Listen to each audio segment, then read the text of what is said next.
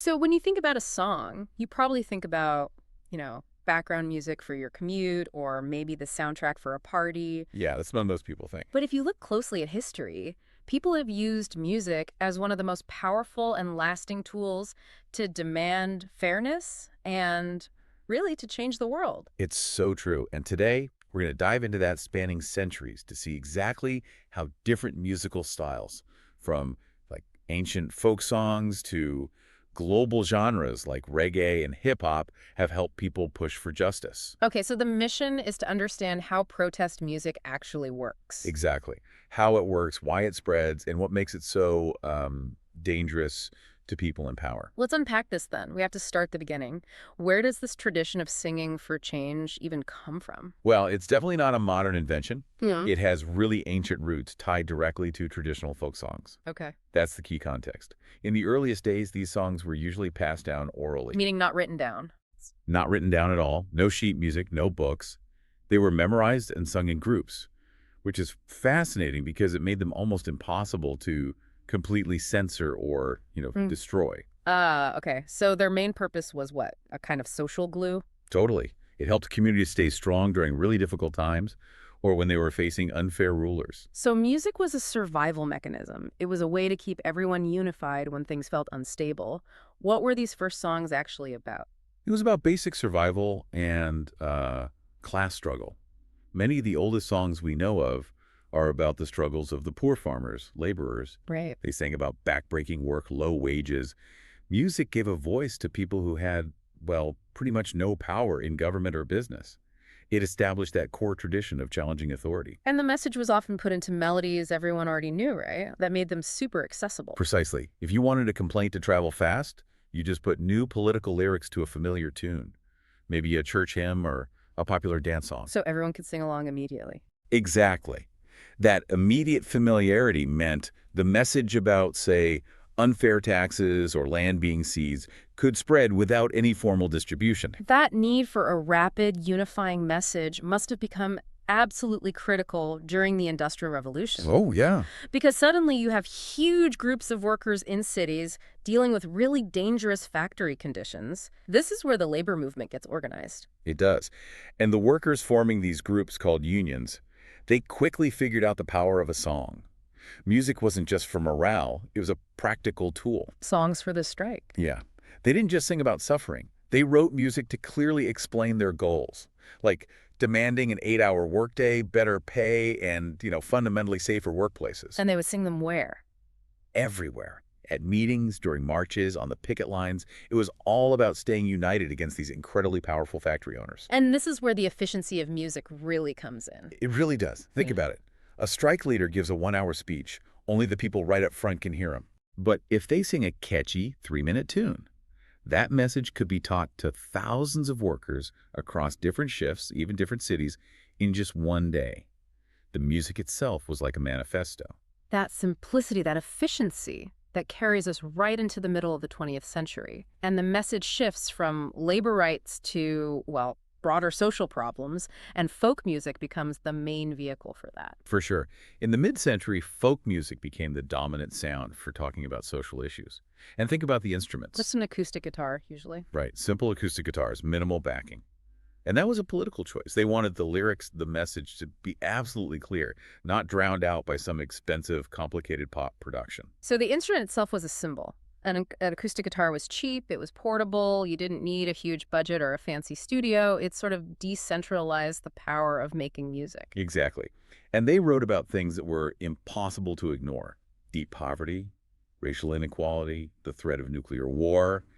This directness really appealed to young people. It felt honest. It felt honest, authentic, and completely different from the, clean mainstream pop on the radio.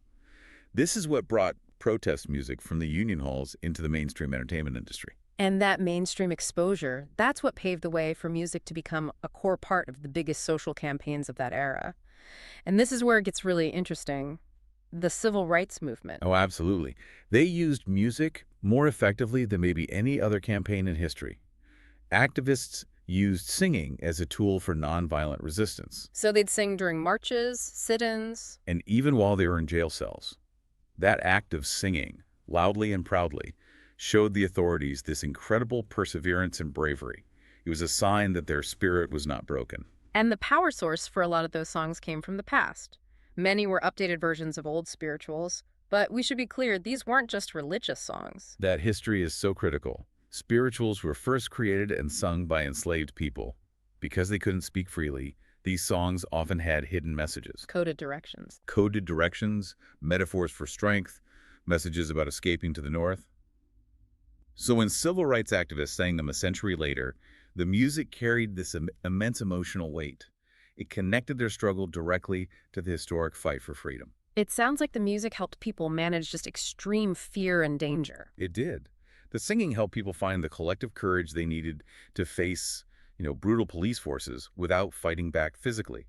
Singing in a large group creates this powerful, unified sound, and it played a vital role in changing laws and attitudes about race in the U.S. The 1960s were also defined by another huge conflict, the Vietnam War. And here, musicians used their fame to question a very specific government policy. That's right. As the war dragged on, musicians really leveraged their celebrity. They wrote songs expressing deep skepticism about why the war was even happening and demanding immediate peace. And crucially, these weren't niche folk songs anymore. No, not at all. These tracks were played constantly on major radio stations, which helped the anti-war message reach tens of millions of people who maybe weren't following the news that closely.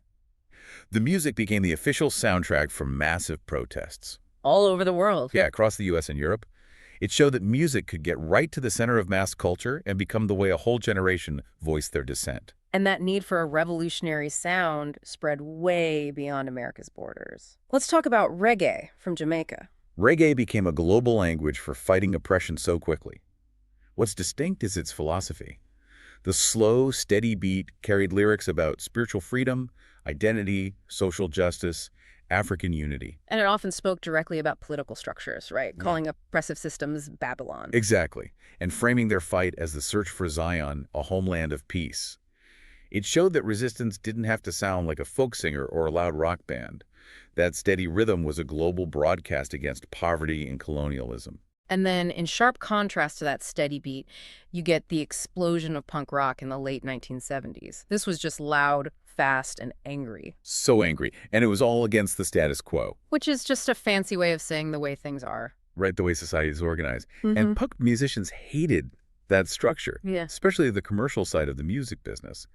Their core belief was do it yourself, DIY. So they didn't have formal training. Often none. They wanted a raw, abrasive sound. They didn't wait for a record label. They started their own bands, put on their own shows in basements, made their own records. That was the statement. That was the statement. And their lyrics were direct, intentionally shocking, and focused on things like crippling unemployment and the lack of opportunity for young people. Punk gave this raw, amplified voice to teenagers who felt like society was lying to them. It proved you don't need money or a powerful industry to make your voice heard. And that sense of local, immediate protest leads us right to hip-hop. Hip-hop started on the city streets, heavy beats and clever, complex rhymes. But what makes it a protest movement is its function as documentation. It was almost like journalism. Right. Early rappers used their lyrics to describe the challenges of living in crowded, segregated urban areas with few resources. And they focused on systemic issues. Tensions with the police, lack of jobs, but also celebrating community pride in the face of neglect. The music was detailing the history of their neighborhoods in real time. And as the genre got bigger, so did his platform. Artists used their fame to encourage young people to vote, to get involved in local government, to stay in school.